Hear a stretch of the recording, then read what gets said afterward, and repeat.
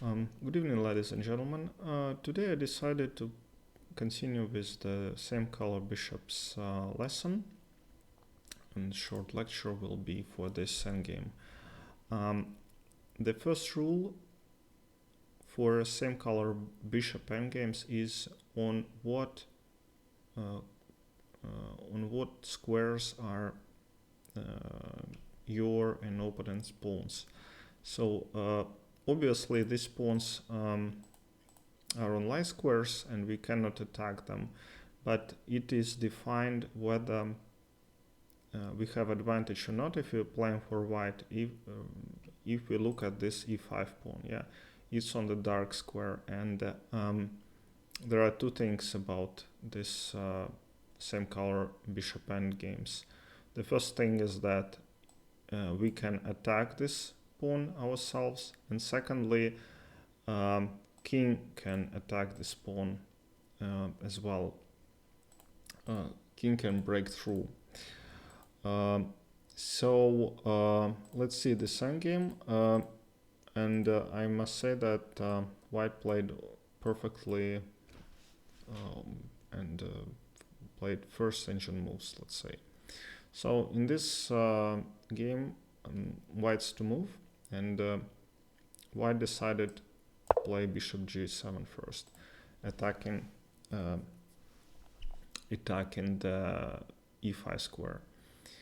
So black has to defend it. If black plays king to d6, then the problem is that king to b4 here, bishop f8, and you see that white already is breaking through, and black can be in Zugzwang. So black played in this position. They played king to b6 and bishop to f8. So now threatening bishop to d8 check, and getting king to c5. So bishop d6 check, bishop a5. White's idea is to propose exchange of bishops. Bishop b4. So what do you think, whether black can take this bishop or not?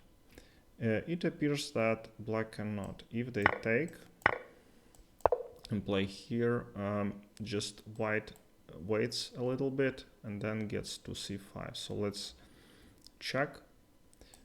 King c4, for instance, g5, g4, h6, h4, here,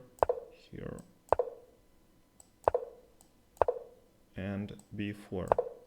Standard maneuver. So we exchange these pawns and take next the e5 square. Alright, so it's impossible for black to exchange. He played bishop to f6, and again bishop to d6. So always attacking the e5 square. Again, black's bishop cannot move because he has to defend it. King b6. Now we see that comparing to previous position, which we started from, now white's position of pieces has gradually increased. Yeah, this bishop is no longer controlling d6, and white has firm control of c5 square. So how would white continue? So in this position, white played excellent move, g4. So this is made in order to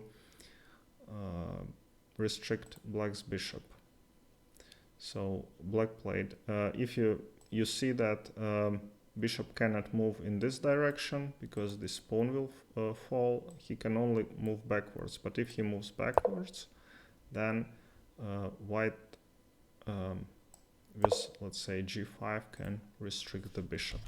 So in this position, black played h5, and very correct move h3. Reinforcing the g4 and giving back black the move. Takes, king b7, and king c5.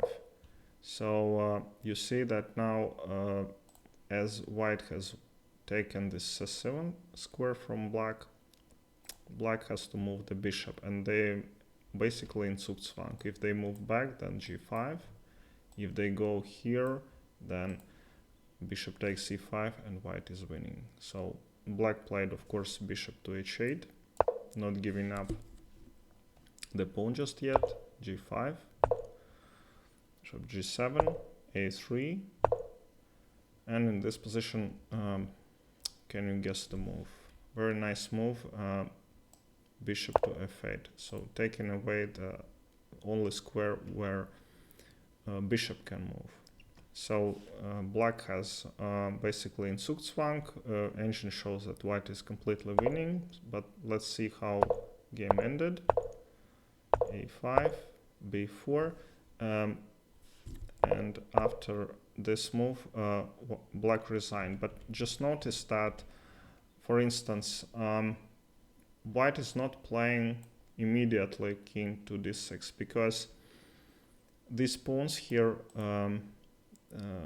they can be attacked by the king. Yeah, king can at some point get to b4 and create counterplay. So white is improving first and then winning with king to d6. All right, thank you very much and see you next time.